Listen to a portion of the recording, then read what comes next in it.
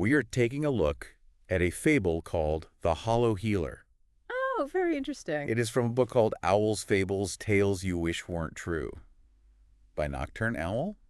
Now, we love fables around They're here. fantastic. They're so simple, Yeah. but they manage to pack so much So much. meaning. Yeah, punch. And they also kind of act as a really interesting lens to view our own, Absolutely.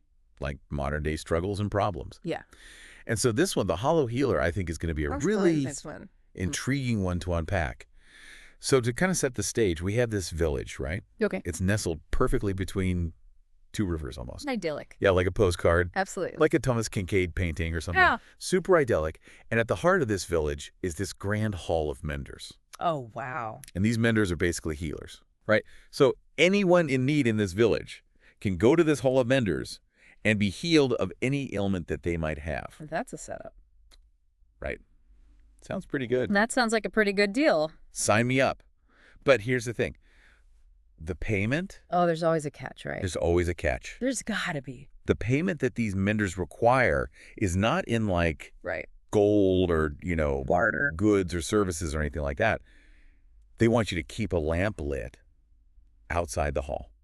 Interesting. So a symbolic payment almost. It is super symbolic. Yeah. And I think this is where it starts to get really, really fascinating because you can look at it on this really practical level, right? It's like, okay, you're keeping a lamp lit outside the hall so that people who need healing can find the hall. It's like a lighthouse. Right, a beacon. Yeah. Yeah, exactly.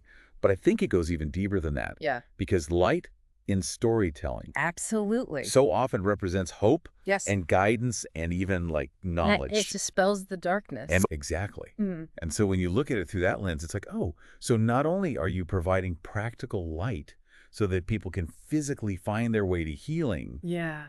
but you're also providing this like symbolic light of hope and guidance, which is such an interesting concept. I like how it sets up that relationship too, between the healers and those seeking help. It's very reciprocal. Yeah. Like you were saying, there's that exchange and it seems very balanced. Totally balanced. Everyone's needs are being met. The people who need healing are getting healing.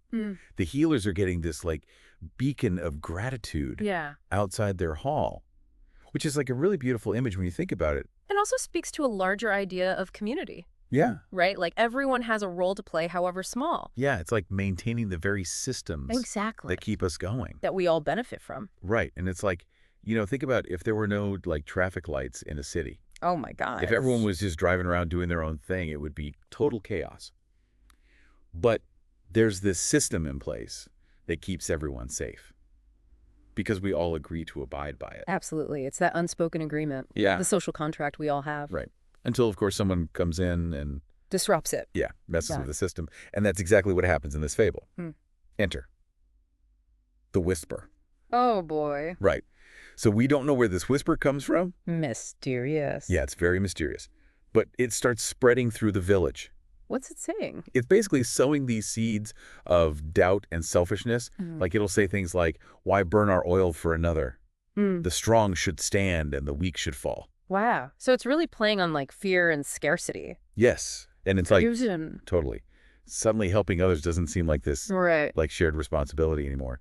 It's like a burden. Right. You're losing something by doing it. Yeah, and it's not immediate, Right. the change. Right. It's very gradual. Like at first it's just a few unlit lamps. Oh, I see. Right. But then as winter comes, Oh, it's getting cold now. yeah, everyone's kind of like, Hunkering down. yeah, exactly. And those whispers get a little bit bolder. Yeah. And a little bit louder. Yeah. And pretty soon there are tons of unlit lamps. Like that broken windows theory. Exactly. Like one sign of neglect leads to more. And the fable even gives us some really specific examples of the doubts that start creeping in. What are they saying? Things like, what did the menders ever do to earn our flame? Oh, wow. Right. That's pretty harsh. It is. And then also, let each man light his own way.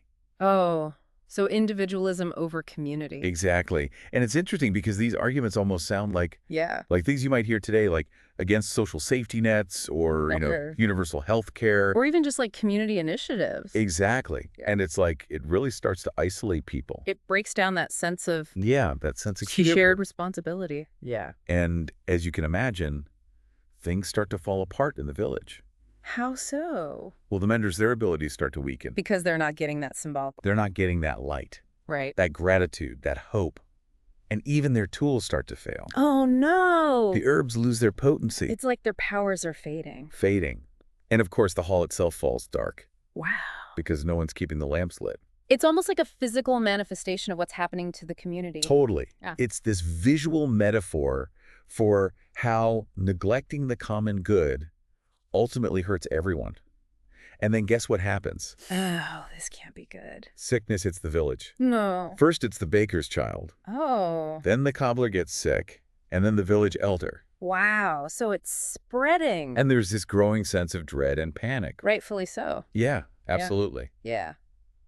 And I think it's interesting because you almost see this domino effect. Yeah, one thing leads to another. Yeah, and it's like, when one person gets sick and then another person gets sick, it's like, okay, what's going on? And now they don't have the menders to help them? Exactly.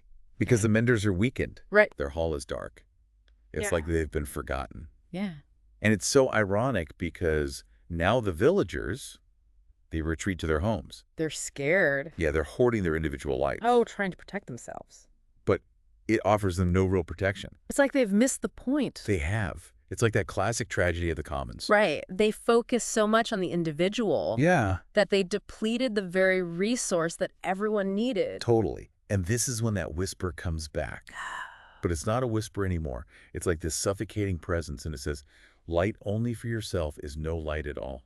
Wow, that's chilling. It is. Yeah. And I think it's so powerful because it highlights that interconnectedness Yes. of everything, right? Right. These individual lights that were meant to ward off the darkness, Right. now they represent their isolation, their failure to understand that true security comes from supporting the very systems that support us all.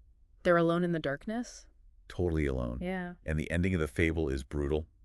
The lamps go out one by one. Oh, no. Hope is extinguished. Hmm.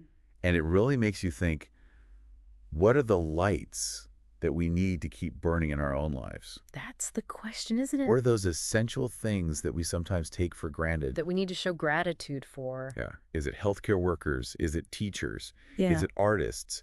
Is it, even just being kind to our neighbors? It could be all those things. To be anything. And Yeah. it's like, what happens when we let those lights go out? And how do we keep those lamps lit? Exactly.